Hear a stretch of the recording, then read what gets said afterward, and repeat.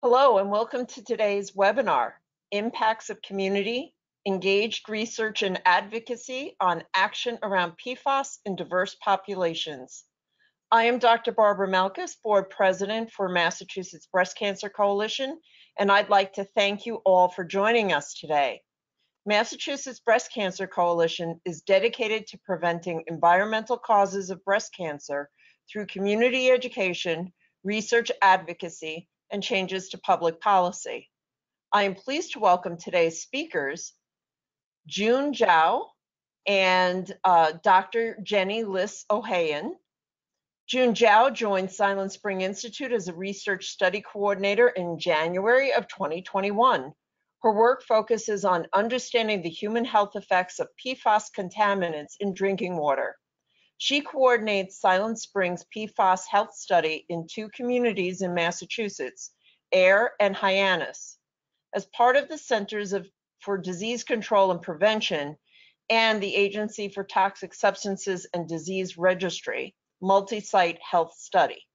She holds a Master of Public Health degree in Environmental Epidemiology from Brown University and a bachelor's degree in Public Health with an emphasis on community health from the University of California, Berkeley.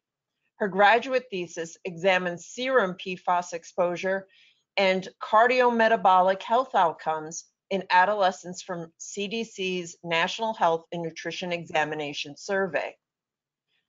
Jennie Liss Ohayon is a research scientist at Silent Spring Institute, specializing in environmental policy, community-engaged research, and environmental justice. She is currently working on projects to report back to study participants and community partners in the US and Chile their exposures to endocrine disrupting chemicals. She also researches policy approaches to regulating industrial chemicals with Northeastern's PFAS lab and in collaboration with co-investigators at the University of California, Berkeley, is evaluating the effectiveness of California-based legislation that aims to reduce or eliminate exposures to toxic substances.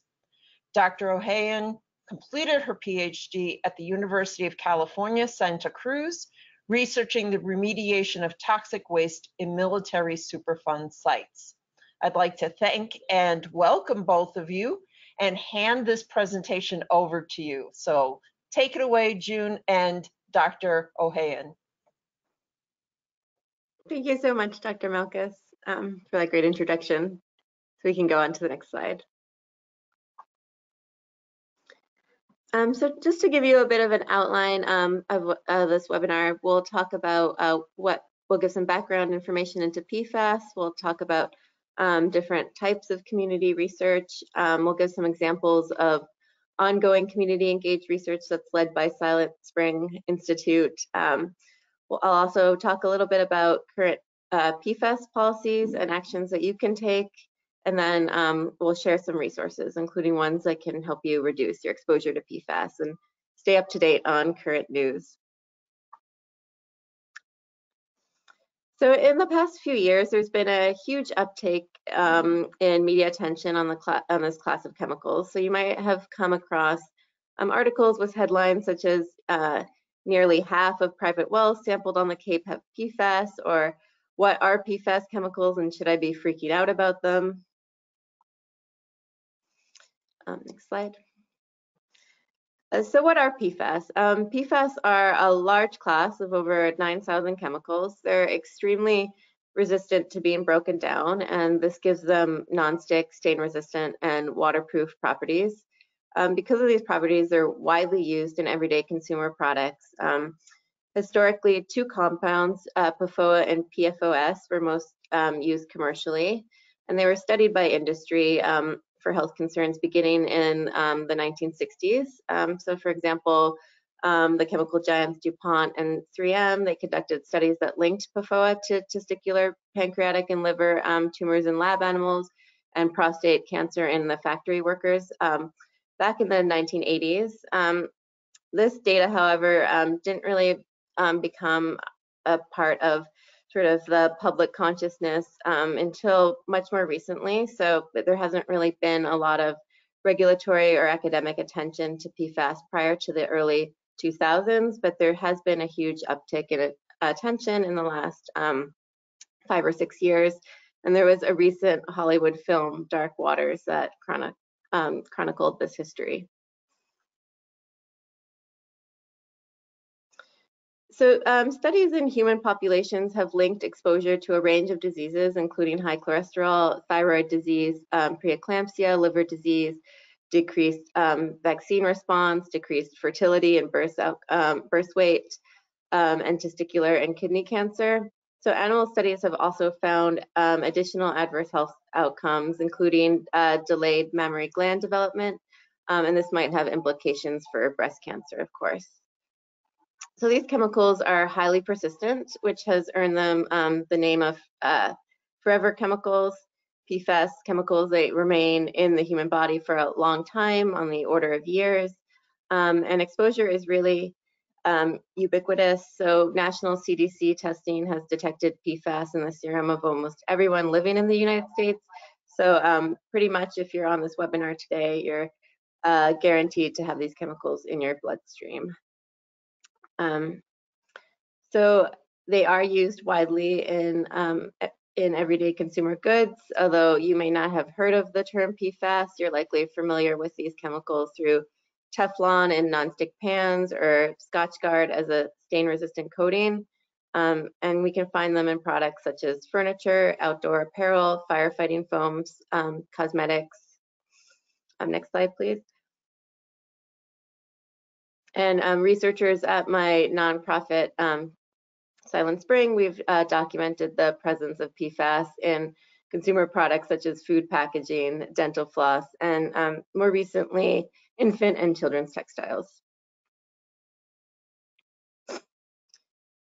So while low dose exposure to PFAS is widespread, exposures that exceed health guidelines are typically linked to living close to industrial and military sources, as well as landfills, fire training areas, or wastewater treatment plants.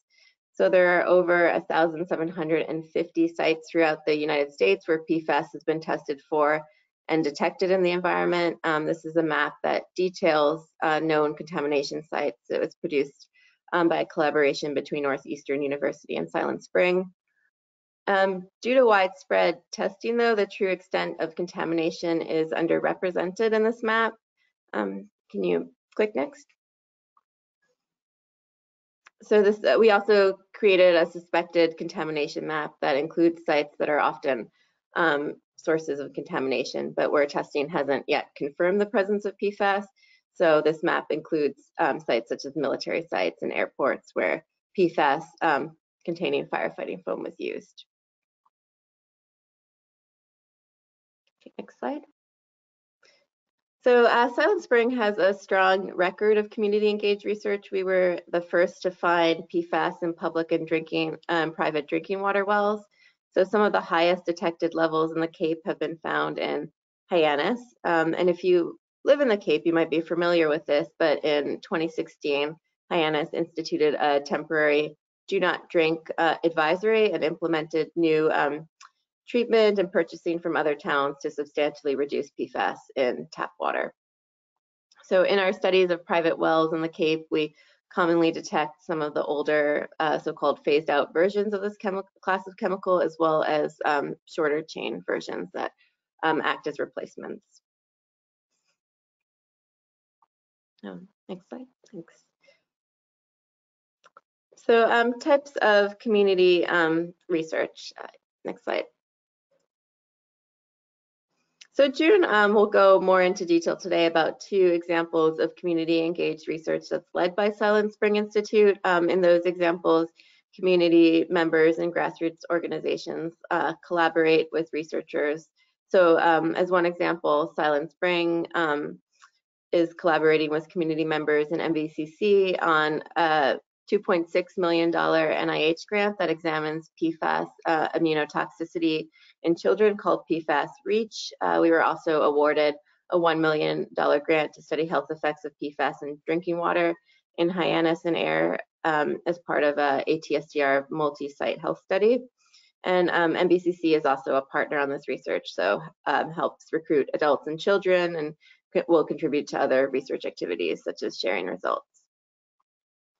So those are examples of like community engaged research. There's other types of community participation in research that's driving scientific knowledge and policy around PFAS across the United States.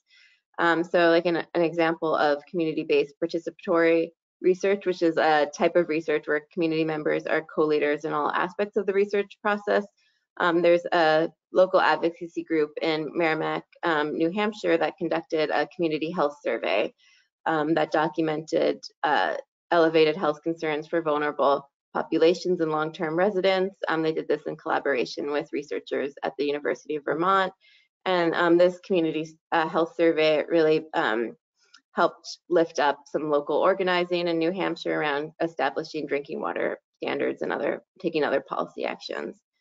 And then as an example of citizen-led or civic science, a resident in Hoosick Falls, New York, Michael Hickey, he was suspicious about the links between his father's death due to kidney cancer and industrial pollution from a factory where he worked that made a substance that was similar to Teflon. So he went out and he collected water samples from his tap. He paid for them himself to be analyzed, and they revealed really high rates of PFAS in the water, and that really boosted advocacy by Hickey and others in New York around establishing regulation for PFAS. Next slide. Okay, great. Thank you, Jenny. So now I'm going to go and explain to you some ongoing community engaged science that we are currently collecting data for on the Cape. So our ASSDR multi-site study is being funded by ASSDR, which stands for Agency for Toxic Substances and Disease Registry. And they have funded 7 sites across the US to further look at health effects of PFAS exposure across different communities. Silent Spring Institute is leading the study in Massachusetts, which we've nicknamed the MA PFAS and Your Health Study. And in Massachusetts, we have 2 data collection sites, one in Hyannis and the other in Ayer. And the other states involved in this national study are California, Colorado, Michigan, New York, Pennsylvania, and New Jersey. And hopefully, after data collection is concluded, we can compile data from these 7 sites across the US to get a better snapshot of the health effects of PFAS across the US. We couldn't do this community engaged research without our collaborators, Harvard T.H. Chan School of Public Health, as well as Eastern Research Group, which is an environmental consultancy in Massachusetts. And we're lucky enough to have our community partners, Massachusetts Breast Cancer Coalition, as well as PACE, which stands for People of Air Concerned About the Environment. We're glad to have our community partners help us guide our research, as well as help with outreach and help us identify a committee of advisory board members, which include town and county officials, medical professionals, as well as family and early childhood service providers, and other members from our community, like local civic associations, to again help us guide our research and outreach to the communities that we're trying to improve the health of. Jenny talked about everyday exposures that people can have to PFAS, but I wanted to concentrate more on the Cape. So a source of PFAS contamination on the Cape is AFFF, or firefighting foam, which is used for grease fires. And as you can see here, the map of the Cape, we are concerned with 3 sites, which are areas with AFFF groundwater contamination, and those are Joint Base Cape Cod, the Barnstable County Fire Training Area, and the Barnstable Airport.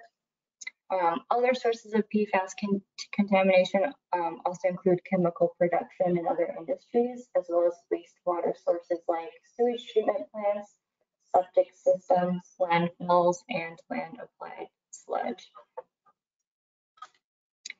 So I wanted to give a little bit more background on PFAS in Hyannis drinking water. In 2010, like Jenny mentioned, Silent Spring found PFOS and PFOA, which are two common but phased out types of PFAS chemicals in the Hyannis and other Cape public wells. And in 2015, as part of a nationwide testing, we found PFOS levels to exceed the US EPA guidelines, so treatment was installed on the Mary Dunn wells. In 2016, the EPA issued a newer, stricter guideline, which resulted in a temporary do not drink advisory in Hyannis, and also this is when Hyannis started purchasing water supplies from other nearby towns. From 2016 to 2020, additional carbon treatments on the Mary Dunn wells and a new treatment system for the other wells were installed to meet stricter mass guidelines.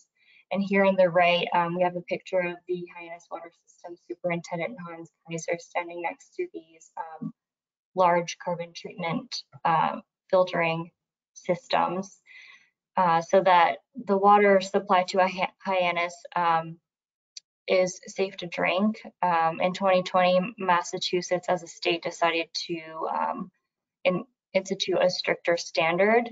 And in 2022, today, Hyannis water is now being treated and is currently safe to drink. And again, meets this 2020 Massachusetts standard, which is one of the strictest in the country. So now I want to talk to you a little bit about the MA PFAS in Your Health study, which Jenny mentioned that Silent Spring Institute was awarded a $1 million grant to study health impacts of PFAS in drinking water. Our goal is to enroll 1,000 adults 18 years and older, as well as children 4 to 17 years from both Hyannis and Air. Participants would provide blood and urine samples, as well as undergo body measurements like height and weight and body composition, and complete questionnaires about their occupation, water consumption, diet, and consumer product use, as well as questions related to COVID-19. Participants will receive report back of their results, as well as receive compensation for volunteering to be part of the study. And we are actively enrolling participants in Hyannis. So if you would like to learn more, feel free to visit our website or contact us via email or phone number.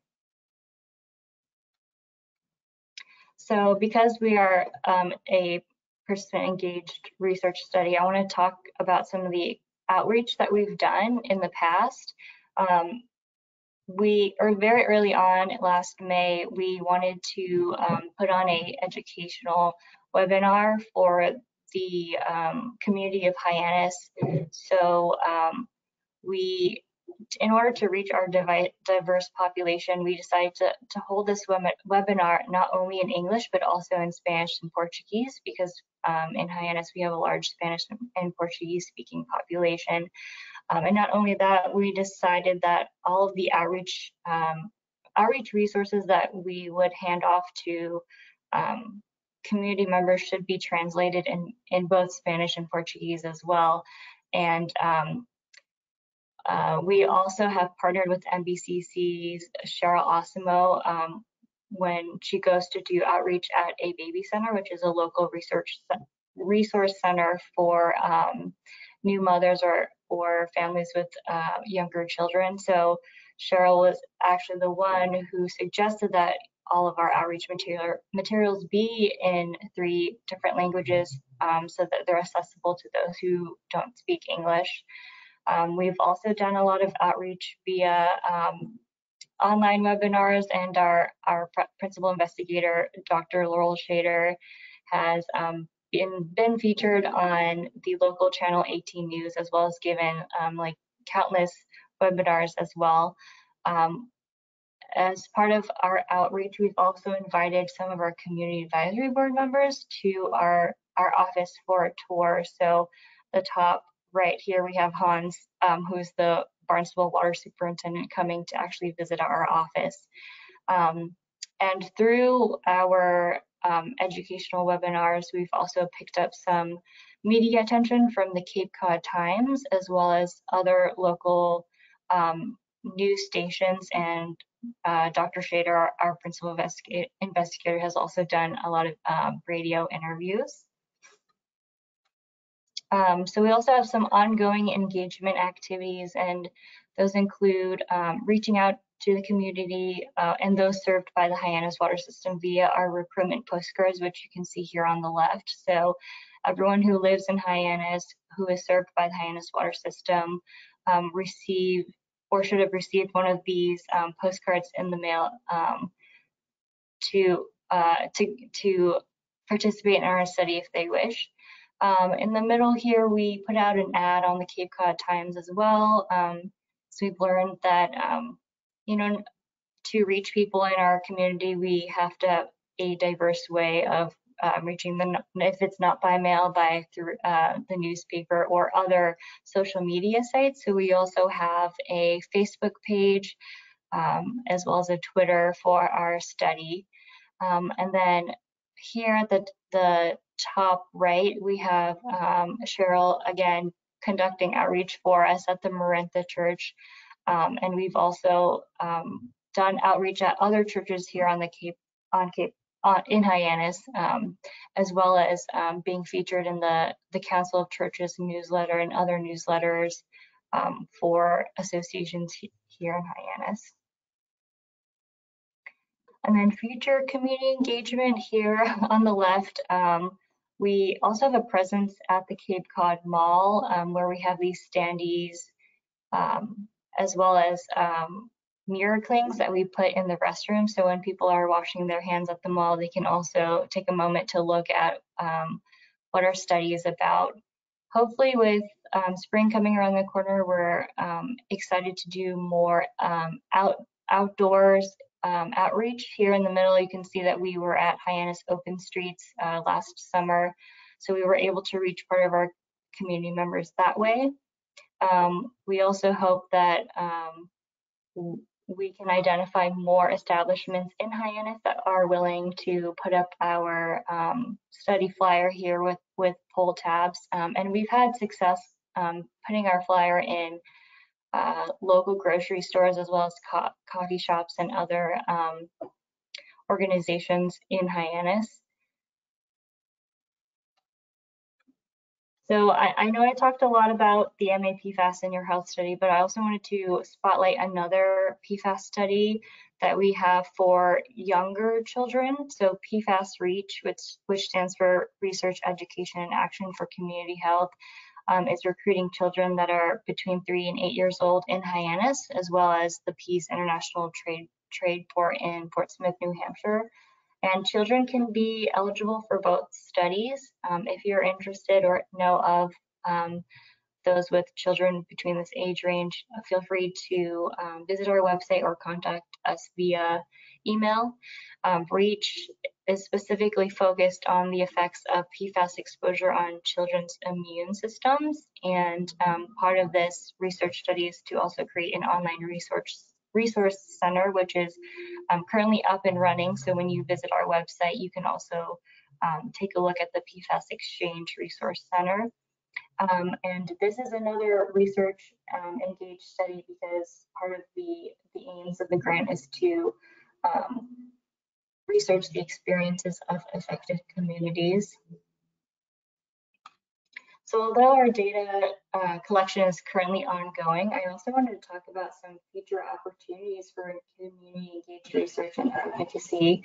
Our MA PFAS in Your Health study does ask questions about diet and consumer product use, like do you consume local fish and shellfish? What type of floss do you use, and what type of cooking or baking pans do you use? And we're hoping that from gathering this information that it can be used for future community engagement, such as focus groups, and provide an opportunity for MBCC or other collaborators or other advocacy groups to partner with the Hyannis community to increase the advocacy for products that are manufactured without harmful chemicals. And we're hoping by doing this, we would increase awareness of the public's knowledge of PFAS and everyday products through education, so that participants can also themselves become more informed consumers when they make choices about products that they use every day that might contain PFAS chemicals. And this is especially important for diverse populations as well, because diverse populations may not have the access to the same type of information or the means to choose alternatives. So we're hoping that through these focus groups and through advocacy that we can help identify places to improve, as well as ways that we can teach our communities to make better choices that don't necessarily mean choosing more expensive or inaccessible products. And our ultimate goal here at the end of this research study is to advocate for system level change, as well as to prevent and lower exposure to PFAS.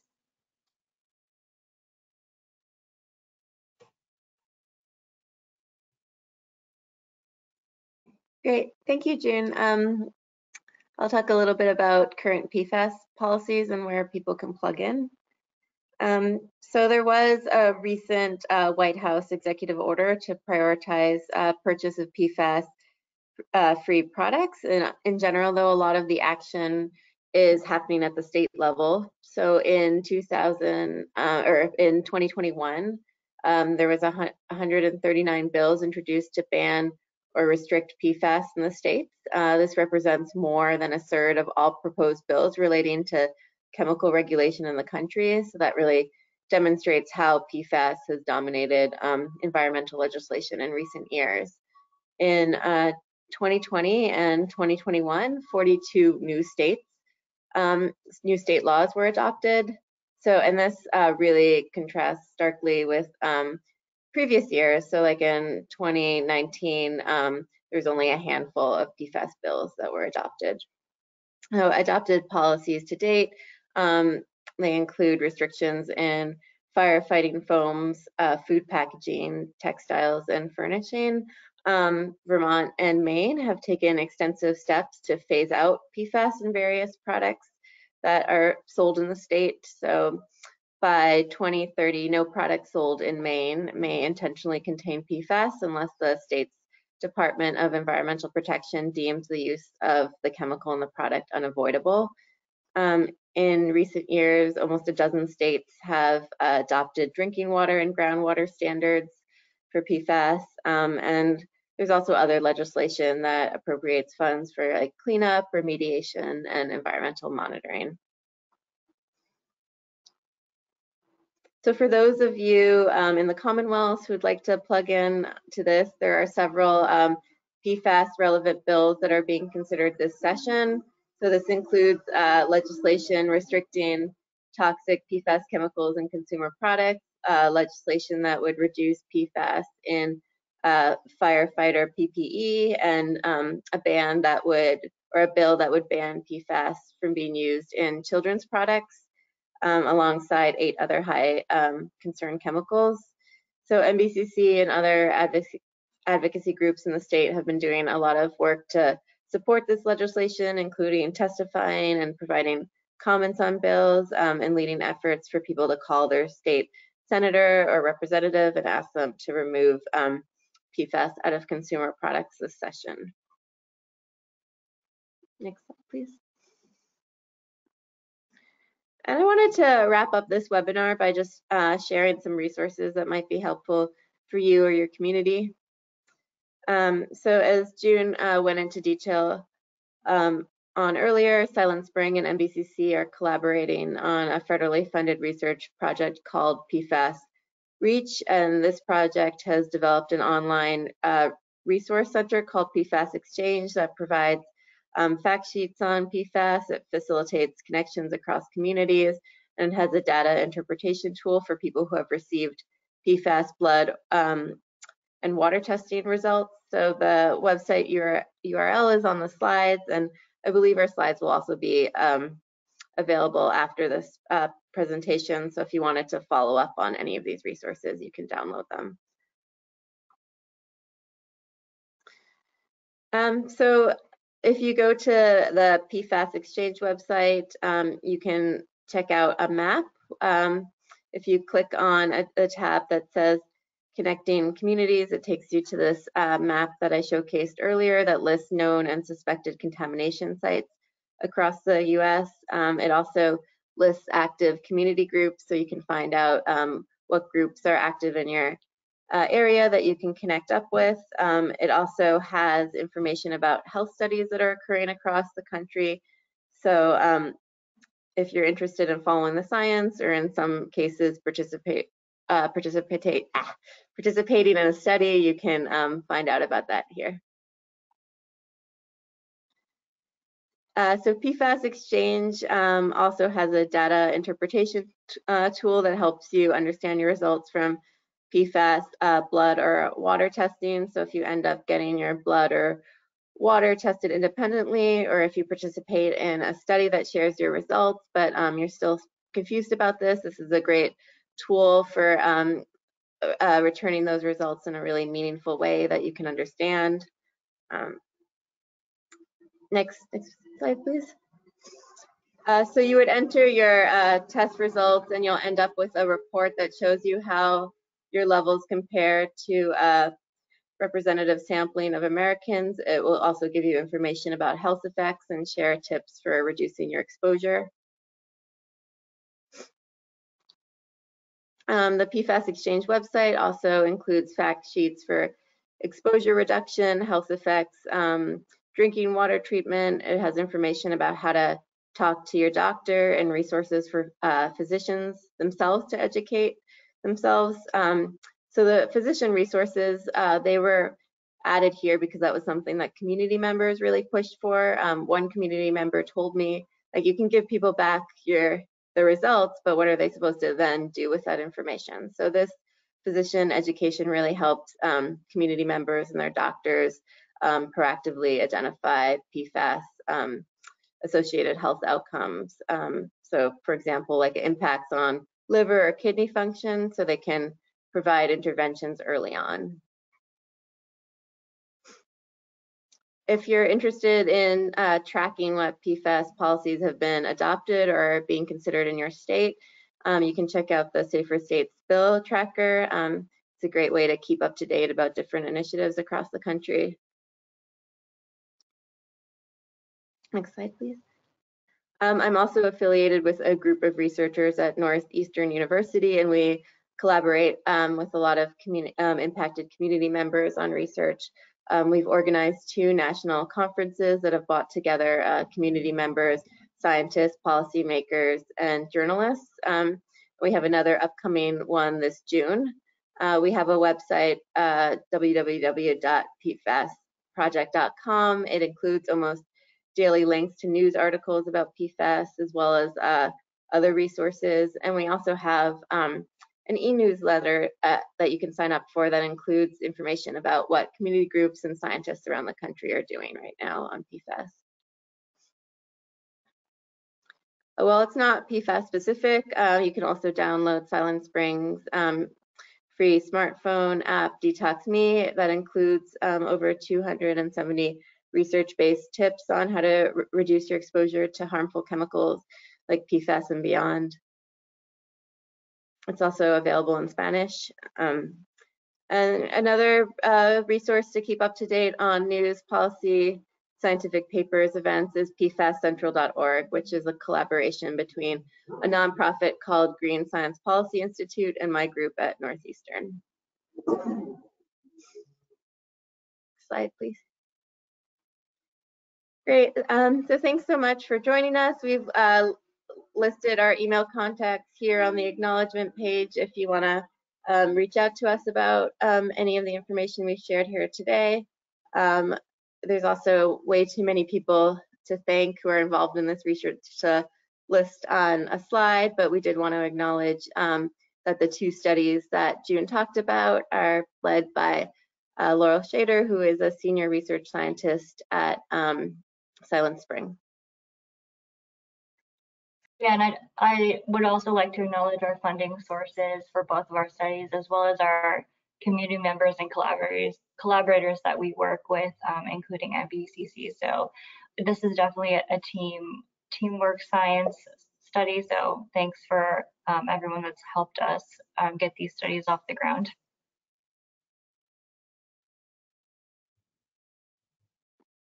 Great, thank you. Well, thank you so much for that very, very informative presentation. I would like to invite anybody who is watching this webinar, if you have any questions, you can put those into the chat feature and we will try to get your answers questioned. In the meantime, I do have some questions already prepared. And this first one is for you, June. If the Hyannis water was contaminated with PFAS a long time ago, and now it's improved, it's meeting the very rigorous standards of the Mass 2020 legislation, why is it important to still study those who may have been exposed to PFAS now? Yeah, that's a great question, Barbara. As Jenny mentioned, PFAS 99% of Americans have some sort of detectable levels of PFAS in their blood. And we know from other studies that these PFAS stay in their bodies for years. Like some of the longer chain molecules stay in their bodies for years. So it's important to study past exposures, knowing that some of these chemicals are still have long-term effects on human health.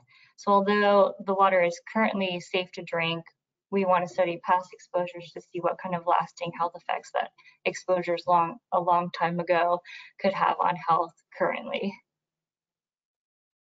Thank you. And that I found those two graphics particularly alarming because there's the known levels of exposure and communities where there is a very high likelihood of PFAS exposure. But then when Dr. Ohayon showed the graphic of really the wider consideration and the idea that probably everybody has some level of PFAS exposure, that was very interesting. So Dr. Ohayon, are there similarities between breast cancer advocacy and those organizing around PFAS contamination in how they've engaged using research?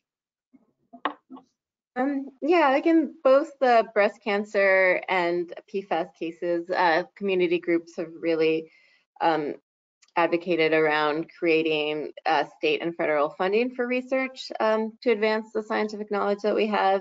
So for example, the ASSDR multi-site health study was created in response to advocates being able to secure like $27 million in congressional funding for that study. And then in the case of breast cancer, we know that has been like a strategy that breast cancer advocates have adopted as well. So for example, Silent Spring Institute was created because MBCC was able to successfully advocate for government funding for research to create a lab of their own.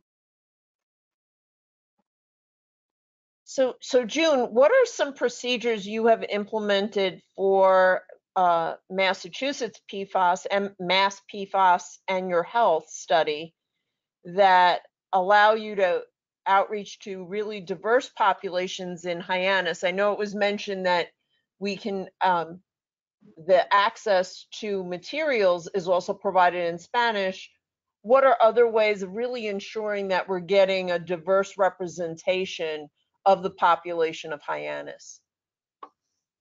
Yeah, we have partnered with Cape Cod Healthcare to have a study translator be present at these appointments where participants can come in, and even though they can't communicate to us in English, we have a translator there in person to inform them of like, these are the next steps that we're going to take in the office so that we can communicate with our diverse population.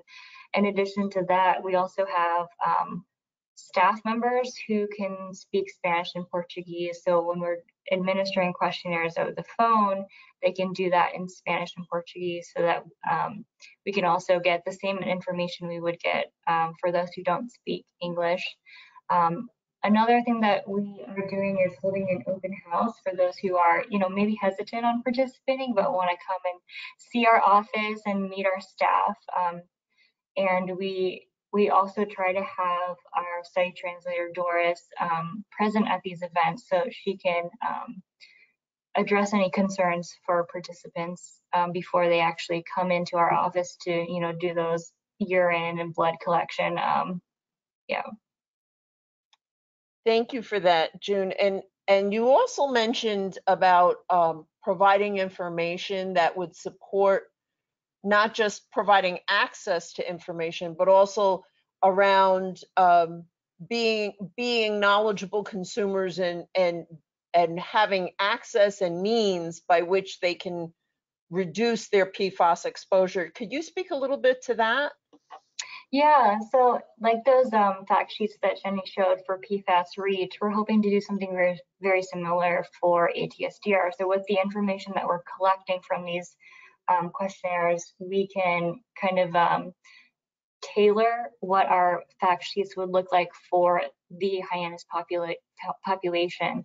For example, if they, for like culturally, if they like all want visit like a specific grocery store versus another, we can tailor the feedback that we give and the education that we give to this population in Hyannis, instead of us assuming that they go to the traditional grocery stores that we see in Hyannis, like Stop and Shop or Trader Joe's or Whole Foods. Yeah. Dr. Shader has been on MBCC webinars before and mentioning that there's research that shows that people who eat out a lot, particularly in fast food restaurants where they're more likely to use food packaging that increases their PFAS exposure, could it be a factor in increasing their blood content of PFAS? So I know that that's also a major consideration, that when we use the term equity, we have to really think in very broad terms. So I really appreciate you talking about also expanding consumer awareness. So thank you. Dr. Ohayon, results from research can take a long time. Are there things that impacted community members can do in the meantime today? Yeah, we find that in a lot of different cases of research where community members who have been exposed want to be able to not necessarily wait until the research findings come in before they can take action. So one of the things that community members have been advocating for is medical monitoring and physician clinician education. So people can, as I shared the PFAS Exchange website URL, but you can go there and you can find resources there on how to talk to your doctor about how to monitor your health in the meantime. So you can be proactive about identifying any sort of early signs of adverse health outcomes. On that same PFAS Exchange website, there's also the map that I showed where you can identify community groups that are in your area that you can link up with, who are advocating around stricter regulations for PFAS. There's also resources on that website on how to reduce your exposure to PFAS, including in-depth information about different types of water filtration. If you live in a community that's been impacted, like your water system has been impacted. I have a question I'm going to throw out to both of you, and because both of you bring a different perspective to the work, and that is, why is the awareness of PFAS research and the legislation, why should that be important to an organization like MBCC that focuses on the prevention of breast cancer? And you can speak to what do we know now, and what should we be doing research on to know more about? Yeah, I think there definitely needs to be more research and the links between breast cancer and PFAS, but we do know that certain PFAS compounds can interfere with mammary gland development, which might put people at higher risk later on in life to breast cancer. I agree with Jennie that we need more research, and the reason why I think PFAS exposure is such is a big public health concern is because, one, they're in everyday products that we come in contact with, from cosmetics to our pots and pans to our floss, and we use those things every day. And then in addition to that, we do know we have some links to health effects, but we need to know, we need research to know more. So I agree that there should be more research on PFAS effects, and it starts with advocacy. If we can't make system level changes, we should be educating consumers to be more aware of what they're using every day, and then also fighting for system level effects of manufacturers not using harmful chemicals in manufacturing of our everyday products. And I will also add that for mothers who have been exposed, their babies are exposed in utero. There was a recent study looking at breast milk and finding PFAS in like 100% of the samples of breast milk. So, I mean, it is very much a woman's issue. Thank you so much for that. I have not seen any questions come in via the chat. I will give everyone one more opportunity if any of the presentation or if any of the questions that were asked raise a question for you. We'll take just a minute to see if we get any other questions in the chat before we close out this session. So both of you are obviously very passionate about this work. So how has knowing this information, how has becoming immersed in this understanding of PFAS and its potential effects changed your personal lives? How has it impacted what you do as a consumer with respect to PFAS? Yeah, it's definitely changed the way that I approach buying things. I think in some aspects I've become more aware of the pots and the floss that I choose, but I think one of the main points that I stress to people is to not become overwhelmed, because when we say like they're in everyday products, you can't get away from them, I think making the first step to change might be overwhelming for a lot of people. But if you replace things one by one and start doing more research on like what is actually in the coating, like what's the coating on your waterproof jackets and the coating on your pans, I think it becomes like second nature to do just a little bit more research on the products that you use every day. So I've definitely changed the way that I approach buying consumer products, but I want everyone to know that it's not, I don't want it to be overwhelming, because it's just taking one step at a time to eventually replacing all of the products that have known PFAS in them. Yeah. And I mean, I've for a long time like avoided things like nonstick pans and stuff where like are very likely sources of PFAS, but there's also like cases where we like PFAS is not on the label for most products. So like there's like been like surprising cases, like a recent report that came out that showed like PFAS was very widely used in cosmetics. So I mean, there's definitely instances where it's very difficult to know if it's in the product or not, and thus be able to avoid it. But there are, after that report came out, there's been legislation to ban PFAS in cosmetics. So it's definitely, there's definitely like known sources or likely sources that people can avoid, but sometimes you just can't avoid it, which is why it's so important that we have like these parallel policy initiatives that are happening right now. Oh, that's very important information to hear. We did get one question come in. Someone has asked, NASEM recently did a 2-day webinar symposium on companion animals as sentinels for disease and environmental injuries, using One Health to predict suffering in their companion humans. So is there any sense to that One Health approach, studying the companion animals of people as kind of, you know, that bird in the coal mine of their disease could in fact be an indicator of exposure for the pet owner.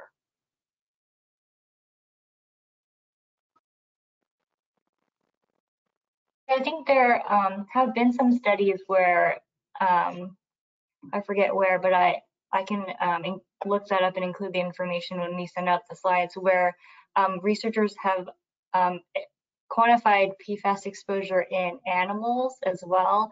And if you think of it from like an environmental exposure standpoint, like you're at home, your animals are at home with you, and they probably use the same source of tap water as you do. So I think there is some parallel there of like, because you and your animal live in the same environment and you're exposed to the same PFAS chemicals, that your pet could be a proxy to some of the human health effects. But I also just want to caveat that with humans and animals are different, and so I'll look up the researchers who have done the PFAS testing in animals to include that information. But if you think about it from like an environmental exposure standpoint, there's some validity there because both you and your animals are living in the same environment and exposed to PFAS sources that could be similar.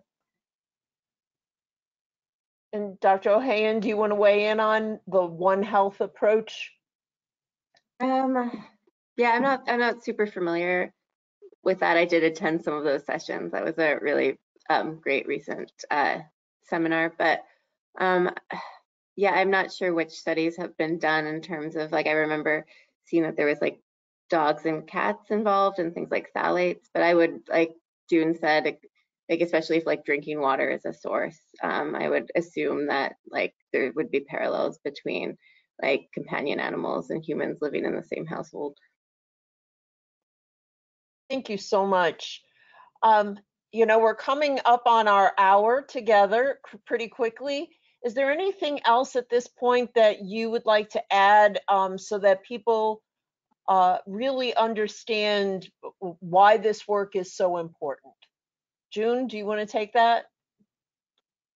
Sure. I think, again, I would stress that the reason why I feel like PFAS exposure is a public health concern is because across the US, we have seen all of these sites test for high PFAS levels. And because we know that these PFAS are detected in more than 99% of the US, and they persist in the environment and our bodies for a long time, that to me is like enough evidence to say that this is an ongoing concern to health. And Dr. Ohayon, we got another question here from Darlene Shanfold, asking you to talk about the work of looking at PFAS in sewage, septics, landfills, and applied sludge. And what are the findings that they're having there? I don't know, maybe June can also speak a little bit more to this, but PFAS does get highly concentrated in those systems. So like there's been examples like in New England and I think New Mexico where like sludge has been applied to farms and they found like high concentrations of PFAS in like milk from the cows on those farms. So those are definitely like a significant source of PFAS, and there have been starting to be a lot of legislation around trying to address that source, although that's still in its early stages. Dr. Ohayon, your last thoughts on why this work is important? I would echo what June said about just this being such a ubiquitous class of chemicals. Like, we know that everybody is like exposed to it, and we are, as like more research and more testing goes on, we see that people are like drinking water systems across the country are impacted, and the more research we do, the lower the levels that of concern become. So I mean, right now it used to be like 70 parts per trillion was the guideline from EPA, and now Massachusetts has for 6 PFAS chemicals 20 parts per trillion, and some scientists are saying it should be 1 parts per trillion. And we're talking about PFAS in the parts per trillion. A lot of chemicals, their health guidelines or standards are measured in parts per million. So we know this is a highly toxic class of chemicals that's widespread and is very persistent. So. Well, thank you so much. On behalf of myself, the MBCC board, and Cheryl Osimo, MBCC's executive director, I want to thank you, June Jiao and Dr. Jennie Liss Ohayon, for this very informative discussion today. And I want to thank all of our many listeners for joining us. For those interested, the recording of this webinar will be made available later today on the MBCC website at mbcc.org. And to learn more about the risks of PFAS, please visit mbcc.org and click on the PFAS tab. Have a good afternoon and a good evening, and I look forward to seeing you at our next webinar. Thank you. Thank you.